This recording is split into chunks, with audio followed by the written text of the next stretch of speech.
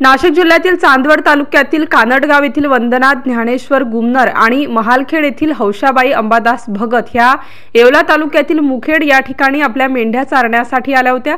सदर मेंढ्यांना ताप व सर्दी असल्याने त्यांनी येवला येथील स्वामी समर्थ मेडिकल मधून औषध घेतले।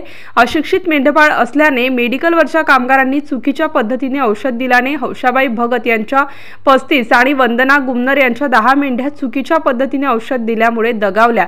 यामुळे सदर मेंढी पालनाचे लाखो रुपयांचे आर्थिक नुकसान झाल्याचे समजते। मुखेड येथील पोलीस पाटील मनोज दिनकर आहेर यांनी सदर घटनास्थळी भेट देऊन घटनेचे वृत्त समजून घेतले।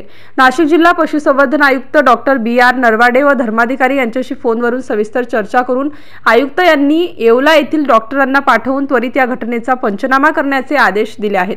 या घटनेत जवळजवळ 45 मेंढ्या मृत्युमुखी पडल्या असून काही मेंढ्यांची प्रकृती चिंताजनक आहे।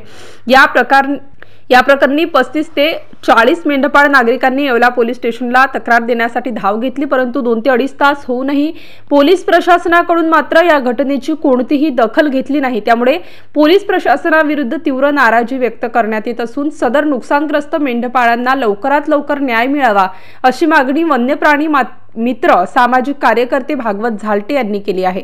MCN न्यूज मराठीकरिता मुक्ताराम बागुल, नाशिक। आम्हाला प्रतिक्रिया आम्हाला मेडिकल औषध आम्ही पाजल्यापासून येत आम्हाला घडलं।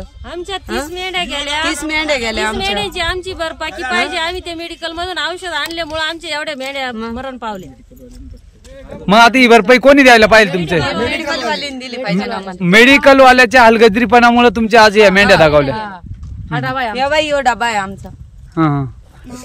काय नाव आहे त्या डब्याचं? XXX